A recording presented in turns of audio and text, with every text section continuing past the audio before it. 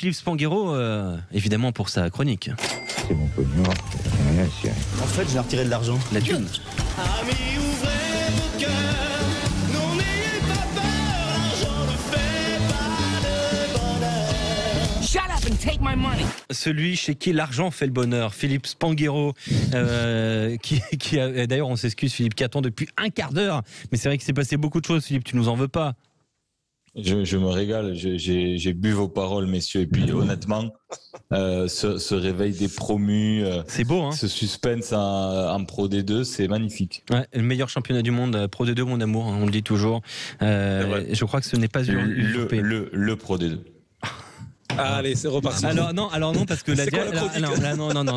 la direction juridique de la Ligue nationale de rugby nous a bien rappelé que c'est bien la Pro D2, à toutes le Pro D2. Je me fous des instances. Oui, il y en a qui ont essayé, ils ont eu des problèmes, Philippe Spanghero. En parlant des instances, World Rugby, ça vous dit quelque chose, Philippe, ou pas? Ah oui, ça me parle. Ah oui, eh bien World Rugby a une drôle d'idée et c'est en train en tout cas d'émerger et c'est jamais anodin, hein. Surtout dans un journal comme le Télégraphe en Angleterre qui est un journal extrêmement influent. C'est Alan Gilpin, le directeur général de World Rugby, qui a estimé être, je cite, intéressant le principe d'une Coupe du Monde tous les 2 ans. Pour quelle raison cette piste est évoquée, Philippe ? Ah, une raison très simple, les revenus, trouver de nouvelles ressources financières. On a vu que les modèles économiques dans le monde du rugby étaient fragiles, même avant le Covid. Les économies des différentes fédérations étaient pas dans le rouge, mais dans une situation limite équilibrée. Et puis le Covid a exacerbé la situation.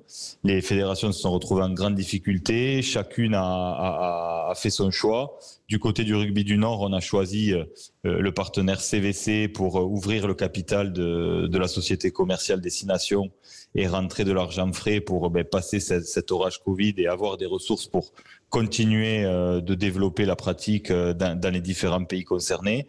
Et puis dans le Sud, la fédération sud-africaine a fait le choix de rejoindre le championnat de la Ligue Celtique. Les Néo-Zélandais ont fait le choix d'ouvrir aussi un fonds d'investissement américain. Seuls les Australiens, pour l'instant, ne se sont pas vraiment positionnés, mais on a vu que tout le monde du rugby s'était réorganisé pour chercher en urgence. Ils sont positionnés en faveur des sous-marins américains, quand même. Ouais, ça c'est autre chose. mais diplomatiquement, on a été très fort. On a tapé fort. On a refusé de participer à une soirée de gala à Washington. Ouais, donc on a tapé du poing sur la table là. On est quand même pas des rigolos pour 50 milliards. Ouais. Mais trêve de plaisanterie. Donc voilà, on a vu que le monde du rugby. Les petits fours n'étaient pas terribles, c'est pour ça. C'est ça. Le monde du rugby s'est organisé. On a ouvert les vannes. Les fonds d'investissement ont fait leur entrée massivement dans l'économie mondiale du rugby. Et forcément, on a changé de prisme et on est dans une économie réelle qu'il faut maintenant faire fructifier en urgence. Et comment équilibrer justement entre la rareté de l'événement, hein, puisque tous les 4 ans, ça implique une certaine rareté et une attente, entre la rareté de l'événement et l'idée de créer des rendez-vous plus fréquents pour justement attirer un nouveau public? C'est un vrai sujet. Pour reposer quelques chiffres, la Coupe du Monde en Angleterre avait rapporté un peu plus de 200 millions d'euros à World Rugby. La Coupe du Monde au Japon, sensiblement moins, juste en dessous de 200 millions d'euros. Donc c'est beaucoup d'argent. Mais à la fois rapporté au 4e événement sportif mondial et au fait que ce soit tous les 4 ans, quand on parle de 50 millions d'euros par an, pour faire vivre le développement du rugby dans le monde entier, ça paraît pas énorme. Donc il y a une vraie nécessité d'aller chercher de nouvelles recherches, d'aller chercher de nouvelles ressources, de rechercher de nouveaux modèles. Mais moi, je crois pas du tout à une Coupe du Monde tous les 2 ans pour la bonne et simple raison, en effet, qu'on va se couper de la rareté. Que deuxièmement, le modèle économique d'une Coupe du Monde, ça repose sur les partenaires privés, les droits télé et le public, les supporters. Et que cette économie, elle est viable tous les 4 ans. Mais les tickets proposés par World Rugby pour la vente des droits, pour les supporters ou pour les sponsors, ce sera jamais possible d'aller chercher les mêmes niveaux de revenus tous les 2 ans. Donc, on va se couper d'une partie de revenus que les gens vont splitter par 2, en se disant, ben voilà, on avait 4 ans pour préparer un événement, on n'a plus que 2 ans, donc les budgets seront divisés par 2.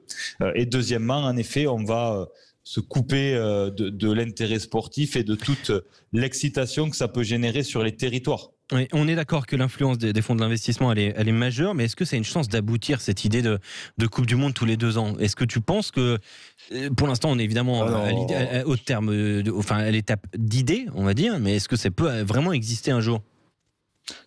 Alors honnêtement, j'ai peur de dire que ça. J'ai peur de dire que ça peut arriver. Ce qui peut nous épargner ça, c'est qu'il y ait une nouvelle idée qui émerge, qui arrive sur la table, d'un projet viable, qui amène de vraies ressources, mais qui ne viennent pas concurrencer cette compétition si particulière. On a évoqué aussi souvent, et je ne comprends pas pourquoi ce n'est pas plus cette solution qui est examinée, un événement tous les 2 ans sur une durée un peu plus courte, réunissant les meilleures équipes du Nord et du Sud. Ça, j'y crois. Ça génère on a évoqué les 3 meilleures équipes du Nord et les 3 meilleures équipes du Sud. Ça a beaucoup de sens pour moi. Alors, l'économie ne sera pas du tout la même, ni en termes de droits, ni en termes de sponsoring, ni en termes de public. Mais en tous les cas, ce serait bien travaillé, une source de revenus substantielle et qui permettrait de ne pas tuer la magie de la Coupe du Monde, parce que cet événement, en effet, c'est la source de revenus principale du rugby mondial, mais au-delà de ça, c'est un argument dans tous les pays du monde qui se battent pour la recevoir. Bien sûr. Parce que l'impact sur les territoires est colossal. Ça se chiffre en milliards d'euros de retombées économiques dans les pays concernés. Et donc, pour que les pays continuent à se battre, il faut qu'ils soient sûrs d'avoir cet impact et ces retombées. Tous les 2 ans, est-ce que les supporters du monde entier vont être capables de se déplacer et d'avoir les moyens? Mais non, Philippe, même pas les supporters ou l'argent, mais rien que les joueurs, rien que les acteurs de cette Coupe du Monde. Tu ne peux pas, c'est pas possible. Il va falloir faire court, messieurs, parce que ça reprend du côté de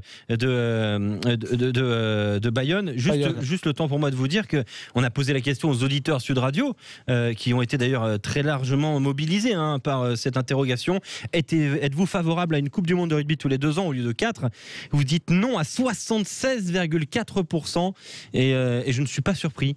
Je ne suis absolument pas surpris. Voilà, Philippe. Pour finir, l'économie de cet événement, elle est créée par la rareté, comme tu le disais. On ne peut pas banaliser un événement comme une Coupe du Monde. La produire tous les 2 ans, ça reviendrait en quelque sorte à la banaliser, à enlever la magie de cet événement-là. Il faut en effet réfléchir à un autre format, plutôt pour moi autour de la confrontation nord-sud, événementialiser ça au maximum. Ça n'amènerait pas les revenus d'une Coupe du Monde, mais ça permettrait de préserver cette vitrine qui doit rester la vitrine et la rareté de notre sport dans le